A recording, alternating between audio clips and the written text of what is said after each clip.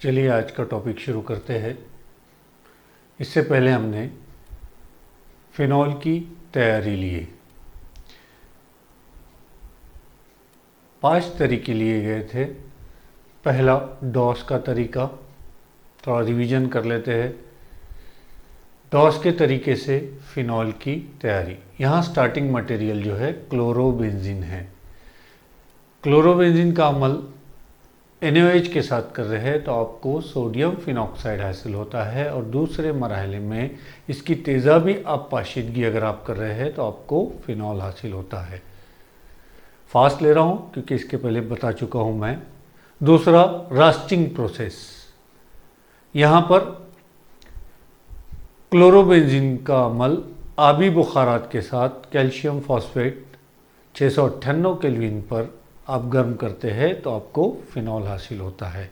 यहाँ से HCl निकल जाएगा और ये आपको फिनॉल हासिल होगा। तीसरा तरीका बेंजीन सल्फोनिक एसिड से। यहाँ पर क्लोरोबेंजीन नहीं चाहिए, benzene sulphonic acid. Benzene sulphonic acid का अमल जब हम NaOH के साथ कर रहे हैं तो सोडियम बेंजीन सल्फोनेट हासिल होता है, जिसका अमल फ्यूज्ड NaOH के साथ जब कर रहे हैं हम दूसरे मरहले में, ये पहला मरहला हो गया 573 केल्विन पर, तो आपको सोडियम फिनॉक्साइड हासिल होता है। पहला मरहला अमल तादिली है। दूसरे मरहले में यहाँ पर आपको सोडियम सल्फेट हासिल होगा और पानी का साल्मा और सोडियम फिनॉक्साइड। इसे डाइल्यूट HCl के साथ जब गर्म करते हैं आप तो आपको फिनॉल हासिल होगा। ये तीसरा तरीका लिए थे हमने फिनॉल की तैयारी का। उसके बाद नेक्स्ट वन जो है चौथा तरीका क्यूमीन से। अब क्यूमीन से किस तरह से फिनॉल तैयार होता है ये देखना है।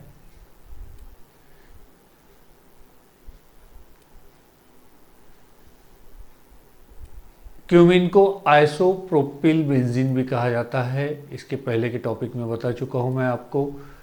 क्यूमीन का अमल कोबाल्ट नैप्थेनेट की मौजूदगी में 423 केल्विन पर और असासी माहौल में अल्कलाइन मीडियम, तो यहाँ पर आपको क्यूमीन हाइड्रोपरऑक्साइड हासिल होता है। क्यूमीन हाइड्रोपरऑक्साइड का अमल जो है डाइल्यूट H2SO4 के साथ गर्म कर रहे हैं आप, तो यहाँ पर आपको फिनॉल हासिल होता है। ये अमल जो है ऑक्सीजन के साथ बोल सकते हैं आप या हवा के साथ। 2 मार्क्स के लिए एग्जाम में पूछा जाता है।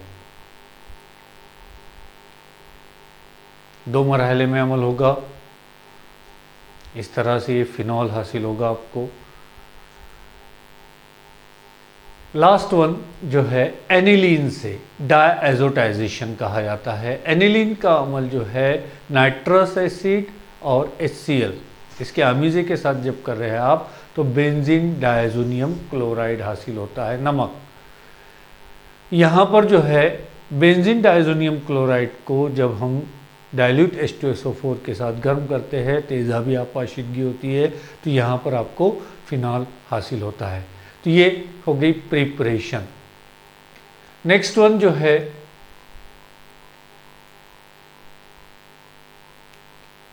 गौर से देख लीजिए अमल किस तरह से हो रहा है।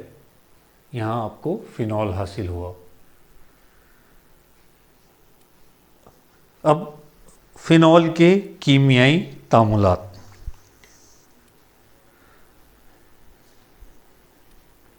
बहुत आसान है। सब में पहले जो है यहाँ पर फिनॉल के कीमियाई तामुलात देखेंगे हम। एक्शन ऑफ लिक्विड ब्रोमीन 2 तरह के हैं, कंफ्यूज नहीं होना है। यहाँ पर लिक्विड ब्रोमीन यानी इसमें ब्रोमीन का अमीज़ा जो है CS2, यहाँ पर CS2 में इसका महलूल बनाया जाता है, इसलिए इसे लिक्विड ब्रोमीन कहा जाता है। दूसरा है ब्रोमीन वाटर, पानी में ब्रोमीन का महलूल बनाया जाता है, इसलिए ब्रोमीन वाटर। दोनों का अमल करने का तरीका अलग है। यहाँ पर जब फिनॉल का अमल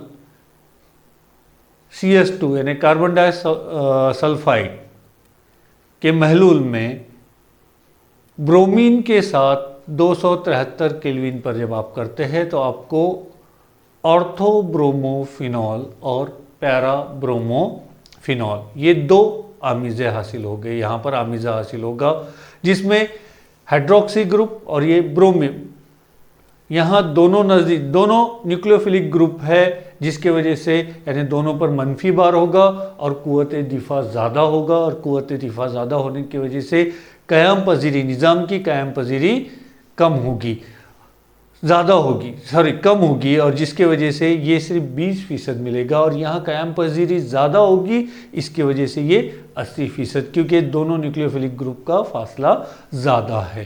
तो ऑर्थोब्रोमोफिनॉल और पैराब्रोमोफिनॉल, यहाँ 2 सालमात लेने हैं, 2 सालमात Br2 के, यहाँ पर आपको twice HBr side product. Bromine water के साथ, ब्रोमीन वाटर के साथ जब अमल कर रहे हैं तो एक ही मरहले में यहाँ पर अमल होगा। 3 ब्रोमीन के साल में जो है फिनॉल के साथ अमल करेंगे, और यहाँ पर 1 2 3 4 5 6 2 4 6 ट्राई ब्रोमोफिनॉल हासिल होगा। इस तरह से ब्रोमीन, इसे ब्रोमिनेशन भी बोल सकते हैं आप, या फिनॉल का ब्रोमिनेशन, या लिक्विड ब्रोमीन का अमल और ब्रोमीन वाटर का अमल।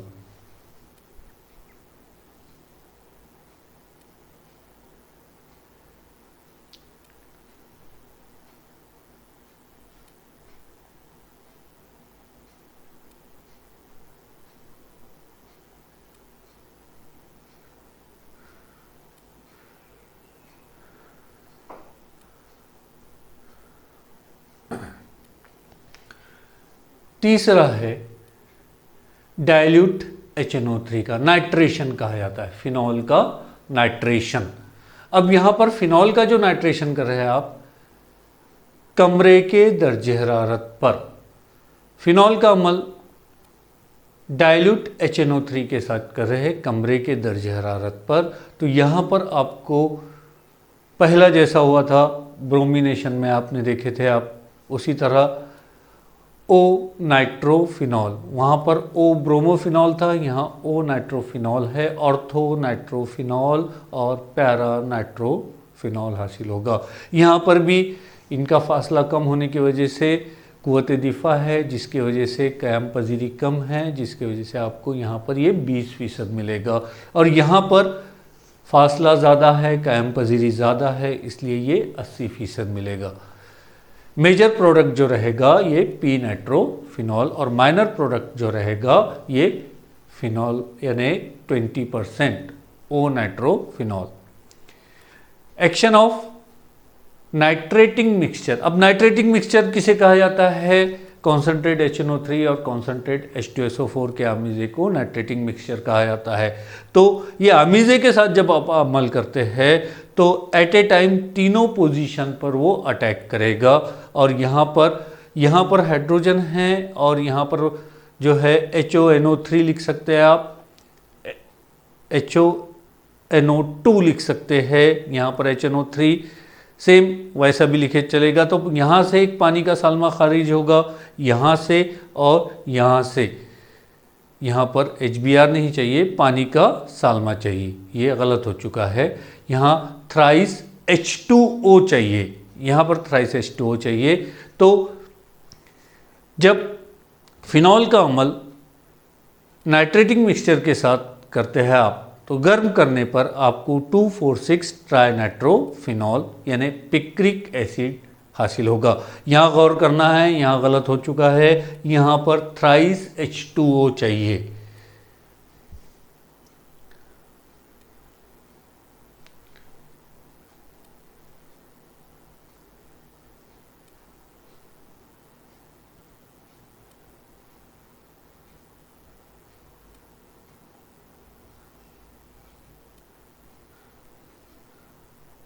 Next one sulphonation, sulphur group आ गया इसलिए sulphonation of phenol. Action of H2SO4, exam में ये बहुत ज़्यादा इम्पॉर्टेंट है। मुख्तलिफ दर्जे हरारत पर फिनॉल पर या कार्बोलिक एसिड पर H2SO4 का अमल बयान कीजिए। तो यहाँ पर जब कमरे के दर्जे हरारत पर यानी 298 केल्विन पर जब फिनॉल का अमल H2SO4 मुर्तकिज़ H2SO4 के साथ किया जाता है तो यहाँ ऑर्थो पोजीशन से पानी का साल्मा और SO3 ग्रुप वहाँ जुड़ जाएगा, ओ फिनॉल बेंजीन सल्फोनिक एसिड हासिल होता है।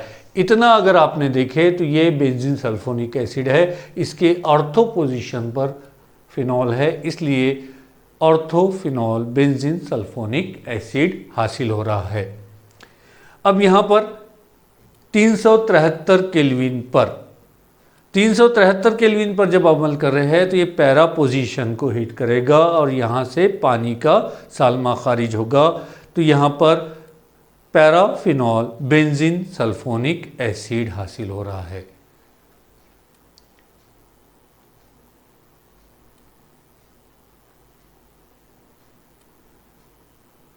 इस तरह से ये सल्फोनेशन ऑफ फिनॉल का सल्फोनेशन। एग्ज़ाम में आपको क्वेश्चन पूछा जा सकता है कि फिनॉल के सल्फोनेशन पर नोट लिखिए, या फिर मुख्तलिफ दर्जे हरारत पर फिनॉल पर H2SO4 का अमल बयान कीजिए। कोलबेस रिएक्शन ये एग्ज़ाम में पूछी जाती है। फिनॉल का अमल जब NaOH के साथ किया जाता है तो सोडियम फिनॉक्साइड हासिल होता है। सोडियम फिनॉक्साइड का अमल तेज़ाबी कार्बन डाइऑक्साइड के साथ जब करते हैं आप तो सैलिसिलिक एसिड हासिल होता है। 2 हाइड्रोक्सी बेंजोइक एसिड, ये इतना बेंजोइक एसिड है और दूसरे कार्बन पर हाइड्रोक्सी ग्रुप जुड़ा है, इसलिए 2 हाइड्रोक्सी बेंजोइक एसिड। इस तामुल को कोलबेस तामुल कहा जाता है। एग्जाम में कोलबेस तामुल पर नोट लिखिए, 2 नंबर का क्वेश्चन पूछा जाता है। उसके बाद जो है रायमर टाइमन रिएक्शन। रायमर टाइमन रिएक्शन में यहाँ पर फिनॉल का अमल असासी क्लोरोफॉर्म यानी क्लोरोफॉर्म और NaOH के अमीज़े के साथ कर रहे हैं आप, तो यहाँ दरमियानी मुरक्कब हासिल होगा और दरमियानी मुरक्कब के बाद जब आप उसकी तेज़ाबी आप पाशीदगी करते हैं तो सैलिसिल अल्डिहाइड हासिल होता है। तो ये रायमर टाइमन रिएक्शन। एग्ज़ाम में रायमर टाइमन तामुल पर नोट लिखिए, तो आपको ये रिएक्शन लिखना ज़रूरी है।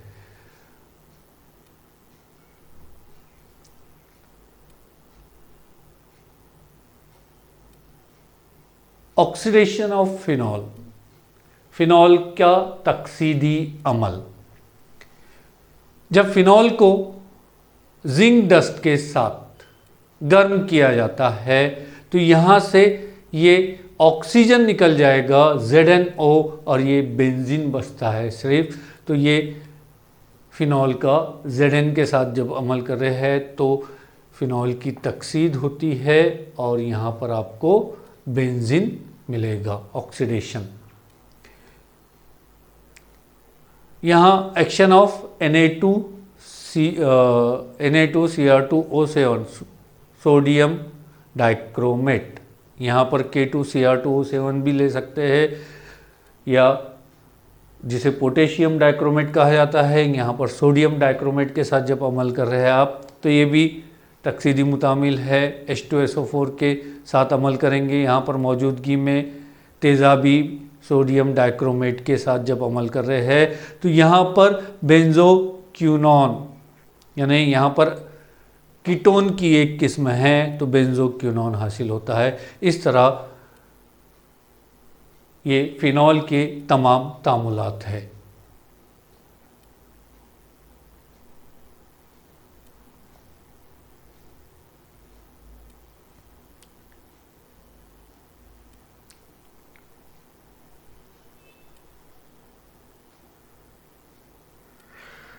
तो ये देखिए आपने कि फिनॉल के कीमियाई तामुलात। नेक्स्ट सेशन में ईथर शुरू करेंगे। ईथर का आज मैं आपको टेक्स्ट भेजूँगा, वो आपको पढ़ना है, आपके नोटबुक में लिखना है, उसका वीडियो फिर अपलोड करता हूँ। एक बार रिवीजन करते हैं। गौर से देखना है आपको।